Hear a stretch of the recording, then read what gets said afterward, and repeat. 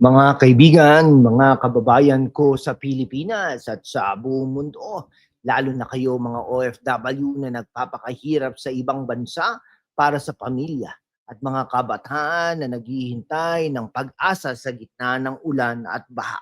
Mabuhay ha, ito po si Deo Makalma, ang inyong matandang commentator. No? Joke lang po yun. Si Lan po to ng hashtag #WalkWithLan ay hindi pa rin natututo mag-shut up kahit lumang-luma na.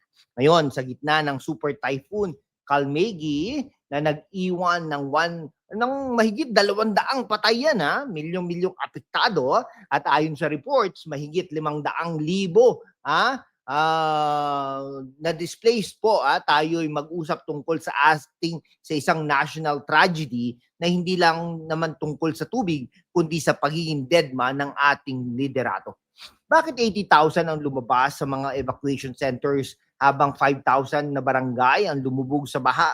Bakit si Pangulong Bongbong Marcos ay parang naglalaro ng golf sa bahay ni Hari habang ang sambayanang Pilipino ay lumulutang sa bubog At bakit sa kabilang banda si Attorney Rowena Guanzon ay nangaasar na parang stand-up comedian sa gitna ng krisis? At si Vice Presidente Sara Duterte ay nagpapakita ng tunay na aksyon.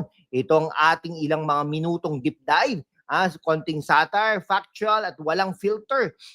Kung gusto niyo ng katotohanan na may halong tawa at galit, hit that subscribe button na. At huwag kalimutan ang bell icon para hindi kayo makaligtaan ng susunod na explosion ng social commentary. Okay, mga shoutout muna tayo mga kaibigan sa mga Pinoy sa Pilipinas, lalo na sa Visayas at Mindanao, na ngayon ay nagpupuyos sa gutom at lamig. Kayo ang tunay na bayani diyan sa United States of United States of America, Canada at Australia na nagpapadala ng remittances habang naghihintay ng pagbabalik sa bayan na hindi nababaha ng korupsyon. Sa Saudi Arabia, United Arab Emirates at Hong Kong na nag-o-overtime para sa OFW dreams. Sa Italy, Japan at Malaysia na nagiging second home pero hindi nawawala ang pag-ibig sa Pilipinas. Mabuhay kayong lahat. Kayo ang dahilan kung bakit patuloy akong nagsusulat at nagsasalita. Mga kaibigan, simulan natin sa katotohanan, hindi yung alternative facts na paborito ng ilang politiko. Ayon sa Pag-asa at NDRRMC, ang Typhoon Kalmegi ay dumating no November 4, 2025 na may habagat na parang galit na ex na nagdadala na 26 na patay sa unang araw na umakyat sa mahigit 200. Magtatatlong-daan na po yata yan ngayon. Flood waters ang unprecedented. Kotse lumulutang, buong bayan lumulubog. Sa Central Visayas, 80,000 ang nagtungo sa mga imbornal centers, habang 5,000 na lugar ang nagiging swimming pool na walang chlorine. Milyon-milyong piso ang nawala sa agrikultura, infrastruktura at higit sa lahat, buhay. Pero teka mga kabataan, alamin nyo ito hindi bago ito. Tuwing bagyo, tayo'y paulit-ulit na biktima ng parehong script. Walang paghahanda, walang long-term solution. Parang romansa na paulit-ulit na toxic. Babalik ako next time. Sabi ng climate change. At sino ang direktor ng pelikulang ito? Yung gobyerno na nagmamayabang ng build better more, habang ang mga kalsada ay parang sponge. Witty ba? Oo, pero masakit kasi factual ito. Shoutout ulit sa mga OFW sa Japan at Malaysia. Kayo na nagpapakain sa pamilya, pero ang gobyerno ba ay nagpapakain sa bayan? Subscribe na para sa higit pang ganitong analysis. Si Pangulong Bongbong Marcos, ang lalaking nagmamayabang ng New Philippines, habang ang lumang problema ng baha ay hindi pa rin nalulutas. Mga kaibigan, habang ang 80,000 ay nagtatago sa mga tent na parang refugee camp sa sariling bayan, si BBM ay nagdedma. Walang opisyal na statement sa unang 2 araw. Walang visit sa ground zero. Para naglalaro siya ng hide and seek. Pero ikaw ang itinatago ang kanyang responsibilidad. Isipin nyo, sa 2022 campaign, pangako ng matatag na ekonomiya at disaster resilient nation. Ngayon, 560,000 displaced, 2 milyong affected, At ang budget para sa DRRMM, ha? Puro paperwork at kickbacks ayon sa mga whistleblowers. Oo, parang siya'y nagiging ghost president sa krisis. Lumalabas lamang sa selfies at ribbon cuttings. Mga kabataan, itong intellectual point natin ha. Leadership ay hindi tungkol sa charisma, kundi accountability. Bakit hindi niya i-allocate ang pork barrel sa flood barriers sa halip ng mga vanity projects? Kasi mga kaibigan, sa mundo ng politika, ang boto ay mas mahalaga kaysa buhay hanggat hindi kayo bumoboto. At huwag niyong sabihin legacy ng tatay niya ha. Ito'y legacy ng kanyang inaction. Tawa tayo ng mapait. Si Marcos ang dead king ng Malacanang. Kung gusto nyo ng higit pang witty takedown, i-like at i-subscribe.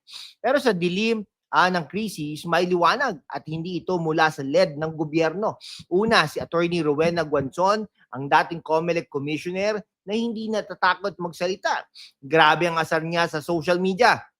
This government is strange. Sabi niya, habang nag-expose ng mabagal na response at posibleng corruption sa relief funds. Mga OFW sa UAE at Saudi, kayo na nakaka-relate sa kanyang tapang, parang inyong tita na hindi natatakot sa boss. Bakit parang ang typhoon lang ang may plano, hindi ang gobyerno? Boom, no? Intellectual fire na may halong comedy. Siyang voice na kailangan natin. Hindi yung scripted speeches, mga kaibigan. Favor ko sa iyo dahil siyang nagpapalala, ang batas ay para sa lahat, hindi lamang na may kapangyarihan. At si Vice Presidente Sara Duterte, siya ang tunay na aksyon hero sa gitna ng deadba mode ni Marcos. Habang ang Pangulo ay nasa opisina, si Inday Sara ay nasa ground. Nag-distribute ng relief sa Davao at Visayas na nag-coordinate sa LGUs at nag-call para sa faster aid. Report show na ang kanyang team ay nagbigay ng 100,000 food packs sa loob ng isang araw. Hindi yung we'll look into it na puro hangin. Mga kabataan, ito ang model. Leadership na hands-on, hindi photo op. Favor ko sa iyo, dahil sa kanyang roots, anak ng fighter, pero may puso para sa mahirap. No? Habang si Marcos ay chill, si Sara ay grill. No? Grilling the system para sa pagbabago. Mabuhay si Inday. No? Shout out sa Canada at Italy. Kayo na nagmi-miss ng ganoong tunay na serbisyo. Subscribe para sa update sa kanilang moves, mga kaibigan. Mga kaibigan, pag-usapan natin ng mas malalim. Bakit paulit-ulit ang krisis? Climate change, oo. Pero dito ang poor urban planning, deforestation para sa mining, lobby at budget na 80% sa debt, servicing kaysa sa resilience. Intellectual point, kailangan natin ng policy shift, hindi yung quick fixes na parang band-aid sa sugat ng gangrenous. Mga kabataan, kayo ang susunod na henerasyon. Mag-organize, mag-vote wisely, mag-demand ng transparency. Para sa mga OFW, ang pera nyo ay nagpapahiram sa gobyerno na hindi gumagana. Ito ang oras para sa remittances na may kondisyon, accountability, witty advice. Kung hindi magbabago si Marcos, baka maging ex-president siya sa susunod na baha ng boto. Okay, shout out sa Australia at Hong Kong. Kayo ang bridge ng pagbabago. Mag-share ng video na ito. Sa mga kaibigan natin, kababayan, sa huling sandali, critical tayo kay Marcos dahil deserve niya. Deadma siya, hindi tayo. Favor natin si Guanzon at si Sara dahil sila ang nagbigay ng liwanag. Ito ang Pilipinas natin, resilient, pero kailangan ng better leaders. Hit subscribe button, like, comment, at Sara, comment nyo Sara at Guanzon para sa higit pang ganito. Salamat sa panonood. Muli mabuhay sa Pilipinas, USA, Canada, Saudi Arabia, Australia, Italy, Japan, Malaysia, United Arab Emirates. Hanggang sa susunod, mag-ingat sa baha at sa politika. #WalkWithLan out at mabuhay ang Pilipinas.